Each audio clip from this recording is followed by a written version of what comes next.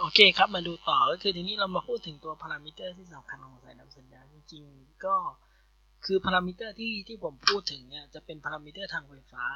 นะครับเราไม่ได้พูดถึงว่าน้ำหนักเท่าไรขนาดเท่าไหร่เราพูดถึงพารามิเตอร์ไฟฟ้าที่สำคัญนะที่สำคัญก็จะมีพวก Catalytic Impedance นะครับตัวนี้นะครับโดยปกติ ที่เราใช้ในส่วนใหญ่ก็จะเป็น50โอห์มกับ75โอห์มนะจริงๆมันมีอย่างอื่นเช่น85โอห์ม90โอห์มก็มีนะการสูญเสียนะสัญญาณถ้าเราเดินสายไกลๆเนี่ยมันจะมีการสูญเสียไปเท่าไหร่กี่ dB นะความเร็วอันนี้ก็บางคนในงานบางแอปพลิเคชันต้องการตัวนี้ใช้นะตัวนี้มันจะพูดถึงตัว capacitor ด้วยหรือว่าพวก velocity ต่างๆด้วยมันมีหรือว่าการทนกำลังงานนะเดี๋ยวผมให้ดูตัวอย่างอย่างตัวนี้สเปคข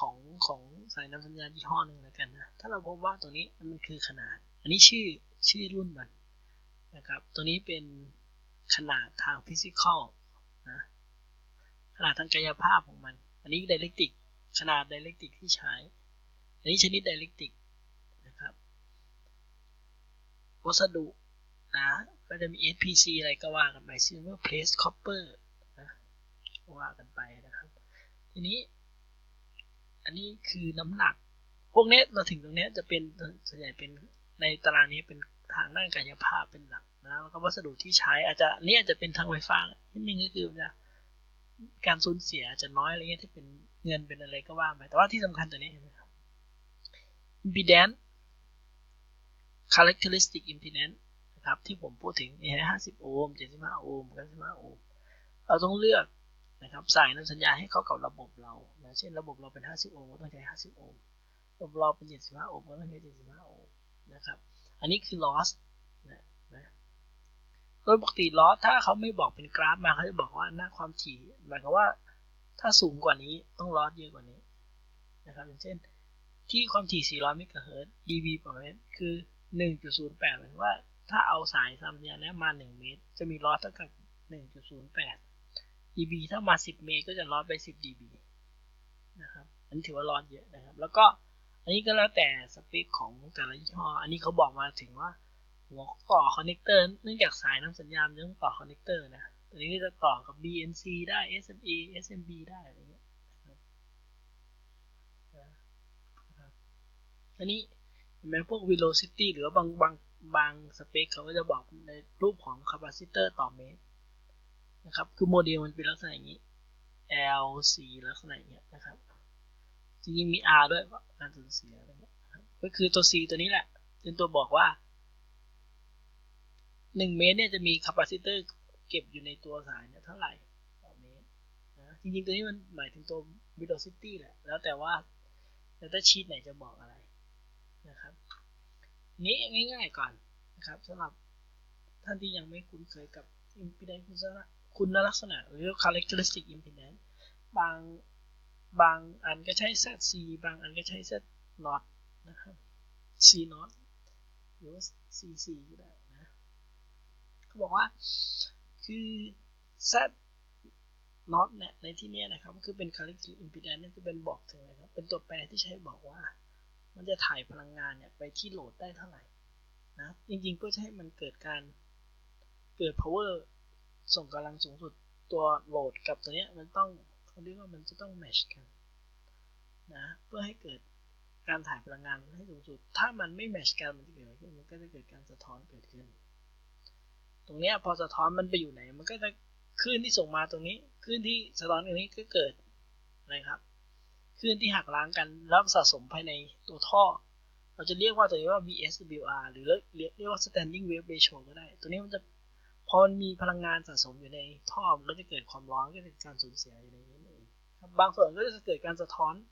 กลับไปยังที่เครื่องส่งถ้าเครื่องส่งกำลังสูงเยอะๆมากเนี่ยมันอาจจะทำให้เครื่องส่งบังได้นะทีนี้ characteristic impedance ของแต่ละชนิดของสายนำสัญญาณคำนวณได้ไม่เหมือนกันอันนี้ก็ยกตัวอย่างให้ดูกรณีที่เป็นเว็บไกด์กรณีที่เป็นโคเชียลกรณีที่เป็นทูไลน์นะครับมันขึ้นกับวัสดุที่ใช้ทำขึ้นกับขนาดอย่างเงี้ยขึ้นกับไดเรกติกอยู่ตรงนี้ขึ้นกับขนาดข้างนอกข้างในนะครับไมโครสตริปโคพานาก็เหมือนกันนะ สามารถใช้สมการตรงนี้ในการคำนวณได้นะทีนี้ง่ายๆอันนี้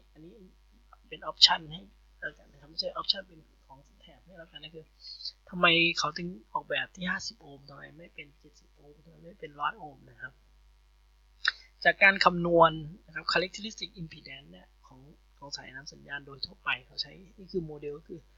RLC ที่ผมวาดให้ดูตอนแรกนะครับพวกนี้นะครับเขาคำนวณออกมาแล้วเนี่ยเขาบอกว่าถ้าคุณต้องการให้เกิด power สูงสุดนะคุณต้องให้ impedance ของสายน้ำสัญญาณเนี่ยคือได้เท่ากับ30โอห์มอันนี้จะได้ power สูงสุด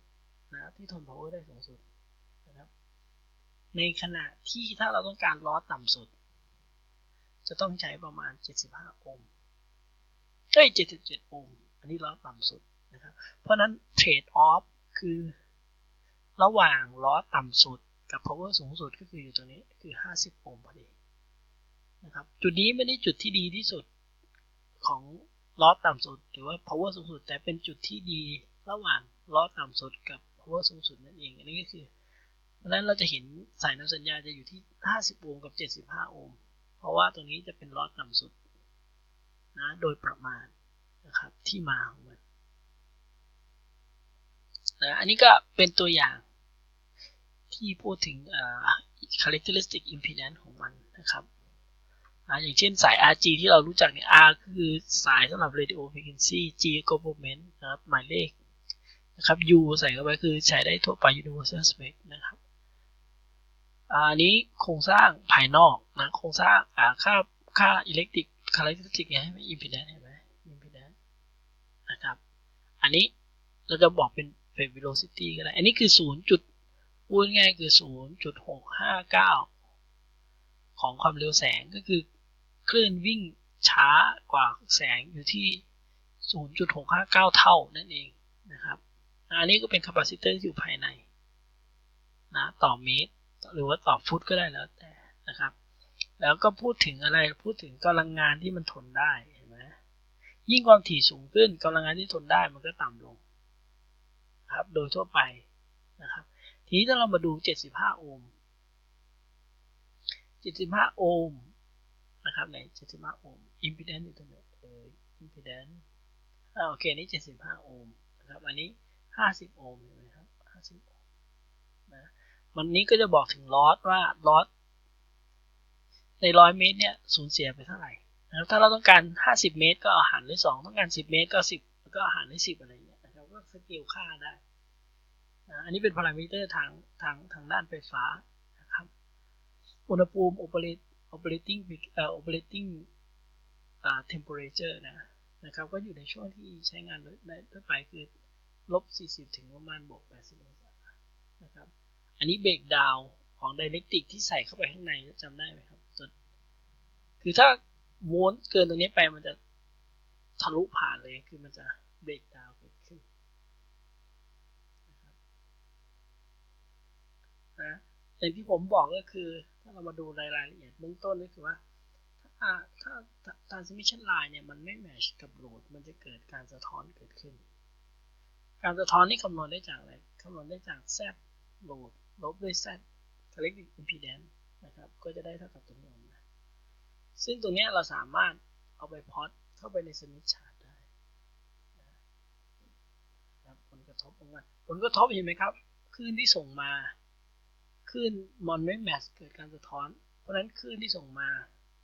คลื่นสะท้อนเกิดอะไรครับเกิดการหักล้างกันแล้วมีคลื่นที่วิ่งอยู่ในนี้ตลอดเวลาคลื่นที่อยู่ในนี้นะครับแรงดันที่เกิดจากการหักล้างที่ incident กับ reflect เราจะเรียกว่า VSWR voltage standing wave ratio นะเห็นไหมครับนี่คลื่นที่อันนี้คลื่นที่ส่งเข้าไปอันนี้คลื่นที่สะท้อนออกมาผลก็คือตัวนี้คือ VSWR ใช่ไหมครับสังเกตว่าอันนี้มันจะเป็นคลื่นนิ่งนะ standing wave นะครับสังเกตว่าจุดนี้มันจะเลื่อนไปได้แต่ว่าจุดที่มันเป็นตรงนี้ผ่านเนี่ยมันจะไม่เลื่อนนะครับแต่มันจะเปลี่ยนแค่อะไรครับเปลี่ยนแค่ขนาดบวกลบตรงนี้แหละก็คือค่า VSWR เราสามารถวัดขนาดของมันได้นี่ก็เหมือนกัน เราทำให้ดูนะครับในทางปฏิบัติเราต้องการ VSWR ให้ต่ำที่สุด VSWR ที่ VSWR เนี่ยมันจะอยู่ในช่วงก็คือ1ถึง Infinity คือเราต้องการตรงนี้1ก็คือ Match นั่นเองนะครับนะอันนี้ก็ความสัมพันธ์ของ VSWR กับพารามิเตอร์อื่นๆนะครับถ้า VSWR เป็น1ต่อ 1.3 นี่มันก็จะเกิดการสะท้อน1ต่อ1ก็คือ power ที่ส่งไปนะครับอันนี้คือ power ที่สะท้อนกลับมาก็คือมัน match ก็ไม่สะท้อนกลับมาถ้า power 1ต่อ2ครับ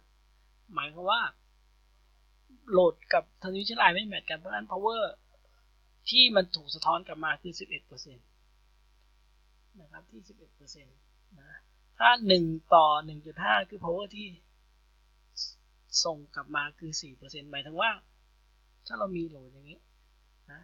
สะท้อนกลับมา 4% แสดงว่าไปที่โหลดเท่าไหร่ครับ 96% นั่นเองนะอันนี้เราก็พอดกราฟให้ดูนะครับนะอันนี้คือตัว matching impedance ที่เขาพูดถึงนะครับว่ามันมีผลกระทบอะไรบ้างนะครับอันนี้ก็เป็นการสูญเสียนะครับภายในสายนำสัญญาณนะครับก็คือแล้วแต่ชนิดของเคเบิลนะครับระยะทาง100 ฟุตนะครับแล้วแต่บางทีก็บอกเป็นเมตรนะครับเขาก็จะบอกว่าการสูญเสียเนี่ย RG58 ที่1เมก 0.4 เมกความถี่เพิ่มขึ้นเรื่อยๆลอสเพิ่มขึ้นเรื่อยๆอันนี้ impedance ทั้งหมดการสูญเสียเกิดจากอะไรบ้างเกิดจากโลหะที่ใช้ทำใช้จากเงินทองแดงอะไรการสูญเสียของไดเรกติกก็คือที่อยู่ตรงแกนอยู่ตรงนี้นะเป็น PE PT อะไรอย่างนี้หรือเปล่านะครับการสูญเสียของการที่มันเกิดการกระเจิงของคลื่นการโค้งงอของสายเคเบิลอะไรเงี้ยมันก็จะเกิดการสูญเสียเกิดขึ้นนะครับเราก็สามารถหาดูได้ตาม Data Sheet นะของแต่ละสายนำสัญญาณนะครับอันนี้ก็ที่ผมบอกคือว่าสายนำสัญญาณเนี่ยบางทีเขาก็บางทีตรงนี้อาจจะเป็นมันจะมีค่าเขาเรียกว่าสกินเดปก็คือว่าคลื่นเมื่อความถี่สูงเนี่ยมันจะไม่ได้วิ่งเข้าไปในแกนของโลหะทั้งหมดนะครับถ้าความถี่ต่ำเห็นไหมครับมันจะวิ่งเข้าไปเกือบเต็มแกนเพราะความถี่สูงขึ้นมาเนี่ยมันจะวิ่งแค่ตรงนี้นั่นหมายว่าเนื่องจากเงินมันแพงแล้วตัวนี้เขาอาจจะใช้อะไรครับใช้เหล็กสมมติเหล็กแล้วก็อะไรครับเคลือบที่เป็นซิลเวอร์เข้าไปนะบางคนก็ซิลเวอร์โคเวอร์เข้าไปก็คือใส่แค่ตัวนี้เพราะมันจะลดต้นทุนนะครับเพราะว่าณความถี่สูงเนี่ยคลื่นเนี่ยมันจะไม่ได้วิ่งเข้าไปข้างในนะครับเนื่องจากค่าสกินเดปของมันเขาเรียกว่าสกินเดปนะสกินเดปสกินเดปนะครับใส่เข้าไปนะให้ดูคร่าวๆนะครับอันนี้ก็เป็นความเร็วนะหรือว่าค่าคาปาซิเตอร์ก็ได้ตัวนี้อันนี้คือ velocity factor คือเป็นกี่เท่าของความเร็วแสง 0.75 เท่าของความเร็วแสงวัสดุที่ใช้โฟม PE แรงดันสูงสุด power ทนได้สูงสุดอย่างเงี้ยนะครับก็คือสไลด์พยายามจะพูดผมจะพูดเร็วไปนิดนึงแล้วก็จะคือมันเป็นคร่าวๆนะบางคนถ้าต้องการรายละเอียดก็ดูตามตารางดูตาม equation ได้นะครับว่ามันสัมพันธ์ยังไงอันนี้สำหรับเหมาะวิดีโอพวกนี้สำหรับคนที่ไม่เคยเรียนทุกทางที่ไม่ใช่ลายอะไรมาก่อนคร่าวๆนะครับนี่สกินเด็ดนะครับก็พอแค่นี้ก่อนแล้วกันครับ